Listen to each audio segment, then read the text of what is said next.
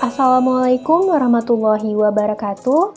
Halo semuanya, perkenalkan nama saya Cut Anissa Rahmi.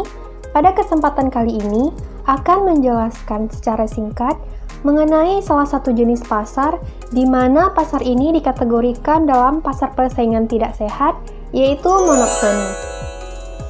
Adapun poin-poin yang akan dibahas dalam video ini, pertama, pengertian monopsoni.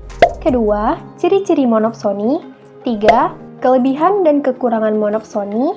4, pengaturan monopsoni di Indonesia, serta beberapa hal mengenai monopsoni itu sendiri.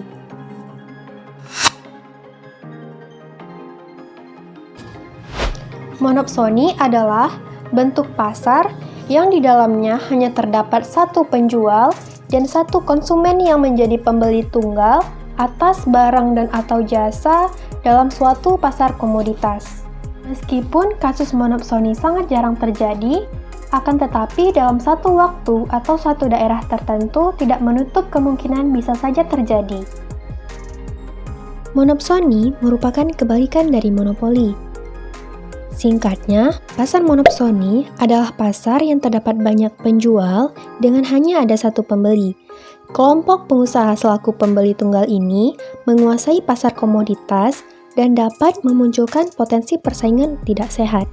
Hal ini dikarenakan pembeli tunggal atau dalam hal ini kita sebut monopsoni termasuk dalam perjanjian-perjanjian yang dilarang karena dianggap sebagai praktek monopoli atau persaingan usaha tidak sehat. Salah satu contoh kasus monopsoni yang banyak ditemui di negara-negara berkembang adalah hubungan antara pabrik dan petani. Dalam hal ini biasanya hanya terdapat satu pabrik pada wilayah tersebut.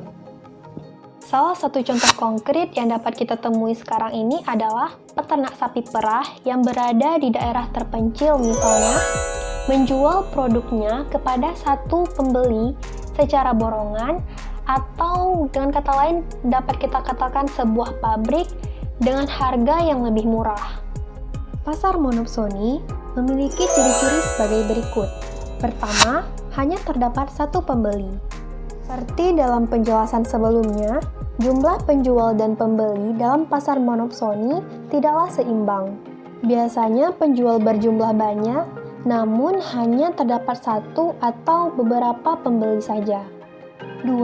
Barang yang dijual adalah barang mentah. Barang mentah tersebut nantinya akan dijual kembali ke pihak lain setelah barang itu diolah dan menjadi sebuah produk baru. 3. Harga ditentukan oleh pembeli. Dalam hal ini, tidak jarang harga yang ditetapkan oleh pembeli tidak sesuai dengan harapan penjual. Namun, dalam situasi ini akan tetap diterima karena sulit untuk mendapatkan pembeli yang lain. 4. Harga sangat ditentukan oleh pembeli, sehingga mempengaruhi pendapatan yang akan diterima oleh para pelaku pasar monopsoni dan akan menyebabkan ketidakseimbangan karena kekuasaan yang tidak merata. Yang kelima, sering terjadi perselisihan. Perselisihan antara pembeli dan penjual terjadi karena harga yang ditawarkan oleh pembeli biasanya tidak sesuai dengan ekspektasi penjual. Dalam kasus ini biasanya akan diatasi oleh pemerintah selaku pihak ketiga. Selanjutnya, kelebihan dan kekurangan pasar monopsoni. Kelebihan pasar monopsoni. 1. Kualitas produk terjamin, karena pembeli hanya mau membeli barang yang berkualitas.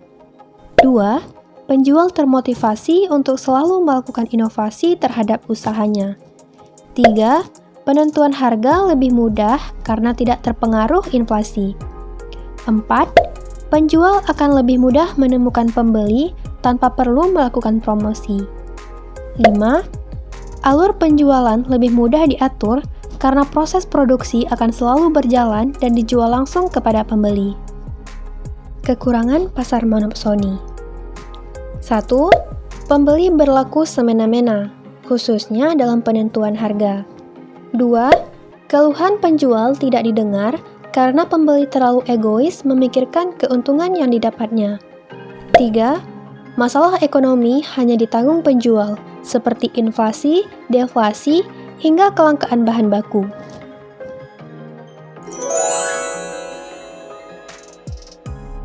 Pembeli tunggal atau monopsoni termasuk ke dalam perjanjian-perjanjian yang dilarang karena dianggap sebagai praktek monopoli dan atau persaingan usaha tidak sehat. Apabila perjanjian-perjanjian yang dilarang ini tetap dibuat oleh para pelaku usaha, maka perjanjian yang demikian diancam batal demi hukum atau dianggap tidak pernah ada perjanjian karena yang dijadikan objek perjanjian adalah hal-hal yang tidak halal yang dilarang oleh undang-undang. Sebagaimana diketahui bahwa dalam pasal 1320 dan pasal 1337 dalam KUH Perdata diatur tentang syarat sahnya perjanjian yang salah satunya adalah adanya suatu sebab yang halal, yaitu apabila tidak dilarang oleh undang-undang atau tidak berlawanan dengan kesusilaan dan ketertiban umum. Selanjutnya, pasal 1135 KUH Perdata menentukan bahwa suatu perjanjian yang dibuat tetapi terlarang tidak mempunyai kekuatan atau dianggap tidak ada. Kegiatan ini atau penguasaan pasar seperti ini adalah pemicu timbulnya persaingan tidak sehat dan dapat merugikan kepentingan umum. Kegiatan yang bersifat monopsoni tersebut termasuk salah satu bentuk kegiatan yang dilarang dilakukan pelaku usaha oleh Undang-Undang Nomor 5 Tahun 1999. Sebagaimana disebutkan dalam pasal 18, pada ayat 1 disebutkan pelaku usaha dilarang menguasai penerimaan pasokan atau menjadi pembeli tunggal atas barang dan atau jasa dalam pasar bersangkutan yang dapat mengakibatkan terjadinya praktik monopoli dan atau persaingan usaha tidak sehat. Pada ayat 2 dijelaskan, pelaku usaha patut diduga atau dianggap menguasai penerimaan pasokan atau menjadi pembeli tunggal sebagaimana dimaksud dalam ayat 1 apabila satu pelaku usaha menguasai lebih dari 50% pangsa pasar satu jenis barang atau jasa tertentu. Kemudian, berdasarkan ketentuan pasal 18 Undang-Undang Nomor 5 Tahun 1999 tersebut, dapat disimpulkan suatu kegiatan monopsoni terjadi bila memenuhi persyaratan di bawah ini. 1.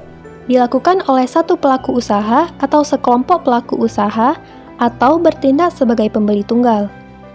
2. Telah menguasai lebih dari 50% pangsa pasar satu jenis barang atau jasa tertentu.